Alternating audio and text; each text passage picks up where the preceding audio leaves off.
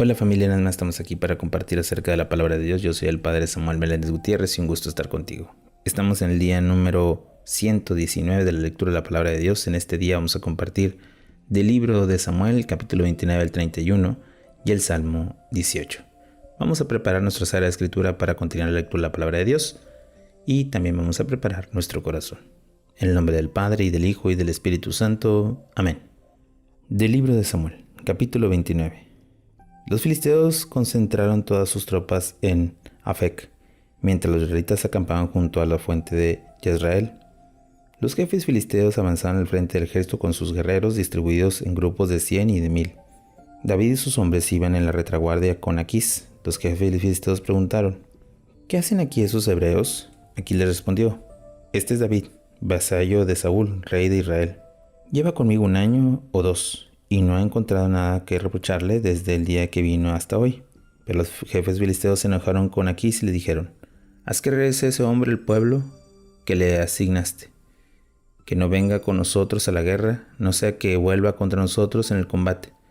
Podrá intentar reconciliarse con su señor ofreciéndole la cabeza de nuestros hombres. ¿No es este aquel David del cual se cantaban danzando: Saúl mató a 1000, David a 10,000? Entonces Aquís llamó a David y le dijo: juro por el Señor que eres un hombre leal. Me gustaría que me acompañaras en la expedición, porque no he encontrado en ti nada malo desde el día en que viniste a mí hasta hoy. Pero tu presencia no agrada a los otros jefes. Regresa pues y vete en paz. Así no hará nada que pueda desagradarles. David dijo a Aquís: pero, ¿qué he hecho yo? ¿Qué falta has encontrado en tu siervo desde el día en que vine hasta hoy? ¿Por qué no puedo yo ir a luchar contra los enemigos de mi señor el rey? Aquís le respondió: yo sé bien que tú has sido para mí como un ángel de Dios, pero los jefes filisteos han dicho que no subas con nosotros a la guerra. Así que, mañana por la mañana, tú y los que han venido contigo se levantarán temprano y, al amanecer, se irán. David y sus hombres se levantaron y madrugaron para partir por la mañana hasta el país de los filisteos, y los filisteos subieron a Jezreel. Capítulo 30. Cuando David se había llegado al tercer día a Segal, los amalecitas habían atacado a Negev y Ziklag. Habían destruido la ciudad que habían incendiado. Se habían llevado prisioneros todos los que habían ahí, chicos y grandes, y también las mujeres, y aunque sin matar a nadie, se los habían llevado y habían proseguido su camino. Cuando David y sus hombres llegaron a la ciudad, vieron que había sido incendiada y sus mujeres, sus hijos e hijas habían sido hechos prisioneros. Entonces David y sus tropas se propusieron a llorar a gritos hasta quedarse sin fuerzas. También lo de las mujeres de David, Ohinán de Jezreel y Abigail, mujer naval del Carmelo, fueron llevadas prisioneras. David estaba muy angustiado porque la gente hablaba de apedrearlos. Todos estaban muy apenados por sus hijos e hijas, pero David, consolados por el Señor su Dios, dijo al sacerdote Abiatar, hijo de Ahimelech: por favor, tráeme el efod. Abiatar le llevó el efod y David consultó al Señor: ¿puedo perseguir esa banda? ¿Los alcanzaré? El Señor le contestó: persíguelos, porque los alcanzarás y librarás a los prisioneros. David partió con sus 600 hombres, llegaron al torrente de Besor. De ahí continuó David con 400 hombres, pues 200 se quedaron porque estaban demasiado fatigados para pasar el torrente. Encontraron a un egipcio en el campo y se le llevaron a David. Le dieron de comer y de beber. Le dieron también un trozo de pastel de higos secos y 2 racimos de pasas. Él comió y se reanimó, pues no había comido ni bebido durante 3 días y 3 noches. Después David le preguntó: ¿a quién perteneces? ¿De dónde eres? Él respondió: soy un joven egipcio, esclavo de una amalecita. Mi señor me abandonó hace 3 días porque me puse enfermo. Hemos atacado la zona de Ged, que pertenece a los quereteos, a Judá y a Caleb, y hemos incendiado Ziklag. David le dijo: ¿quieres guiarme hasta esa banda? Él respondió: júrame por Dios que no me matarás ni me entregarás a mi señor, y yo te guiaré hasta donde se encuentre esa banda. Él los guió y los encontró dispersados por el campo, comiendo y bebiendo y danzando por el botín tan grande que se habían llevado al país de los filisteos y de Judá. David los combatió desde la alba hasta la tarde y no escapó ni uno de ellos, excepto 400 hombres que montaron en los camellos y huyeron. David recobró todo lo que habían llevado los amalecitas y rescató a sus 2 mujeres. No faltó nada, ni un chico ni un grande, ni hijos ni hijas, ni nada del botín ni de cuanto se habían llevado. David recuperó todo. David tomó todo el ganado, ovino y vacuno. Los que iban delante conducían el ganado y gritaban: «Este es un botín de David». Cuando David llegó en la tropa donde se encontraban los 200 hombres que se pudieron seguirlo por estar agotados y se habían quedado en el torrente de Besor, ellos salieron a su encuentro. David se acercó con la tropa y los saludó. Los más perversos y avaros de los que iban con David se pusieron a decir: «Puesto que no han ido con nosotros, no les demos nada del botín, que cada uno tome su mujer y sus hijos y que se vaya». Pero David dijo: «No hagan eso después de lo que el Señor nos ha concedido. Nos ha protegido, nos ha entregado esa banda que nos ha atacado. En este asunto nadie puede estar de acuerdo con ustedes. La parte debe ser la misma para el que ha bajado de la batalla y para los que se han quedado cuidando el equipaje. Participarán igualmente». Y desde aquel día en adelante quedó establecida esta norma por Israel hasta hoy. Al regresar de Sigalag, David envió parte del botín a los ancianos de Judá, amigos suyos, diciendo: «Aquí tienen un presente del botín capturado de los enemigos del Señor». Hizo el envío a los de Betul, Ramá, de Negev, Yatir, Orer, Sifno, Esmoa, Racal, a las ciudades de Yerahmeel, a las ciudades de los Kenitas, a los Germones, Borosón, Atacán, Hebrón y a todos los lugares donde había estado David y sus hombres. Capítulo 31. Los filisteos entablaron combate con Israel. Los israelitas huyeron de los filisteos, quienes los derrotaron en el monte Gelboe. Los filisteos cercaron a Saúl y a sus hijos y mataron a Jonatán, a Abimael, a Malquisúa, hijo de Saúl. El peso del combate cayó entonces sobre Saúl, que fue destruido por los arqueros y herido gravemente. Saúl ordenó a su escudero: «Saca la espada y mátame, no sea que vengan los incircuncisos y me deshonren». Pero su escudero se negó, pues tenía mucho miedo. Entonces Saúl tomó su espada y se echó sobre ella. Su escudero, al ver que Saúl había muerto, se echó él también sobre suya y murió con él. Así murieron junto el mismo día Saúl, sus 3 hijos y escudero. Los israelitas que estaban al otro lado del valle, en Transjordania, al ver que los otros habían huido y que Saúl y sus 3 hijos habían muerto, abandonaron también ellos la ciudad y huyeron. Los filisteos vinieron y se atribuyeron en ellas. El día siguiente, cuando los filisteos vieron despojar a los caídos, encontraron a Saúl y a sus 3 hijos muertos en el monte de Gelboa.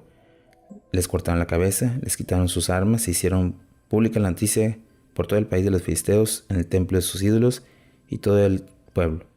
Pusieron las armas de Saúl en el templo de Astarter y colgaron su cadáver en la muralla de Betzán. Cuando los de Yabes de Galaad se enteraron de lo que había hecho los filisteos con Saúl, todos los valientes se movilizaron y caminaron toda la noche y retiraron el cadáver de Saúl y sus hijos en la muralla de Betzán. Se llevaron a Yabes y ahí la incendiaron.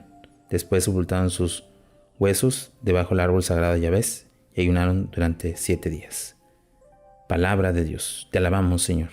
Hemos concluido con el libro de Samuel, el primer libro de Samuel, donde relata que David está dispuesto a combatir con los filisteos, pero estos, al negarse de esta posición o de quién es David, lo regresan. Pero David tiene otra misión, de ver y de conquistar otra situación, donde la sabiduría, donde la fidelidad a la voluntad de Dios se hace presente.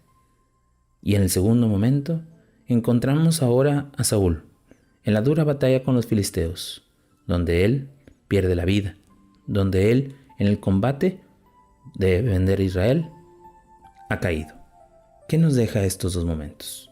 El momento del proceso de la vida, el momento de la sabiduría de Dios y el momento de que saber que Dios va a cumplir su promesa en nosotros. Meditemos un poco la palabra de Dios.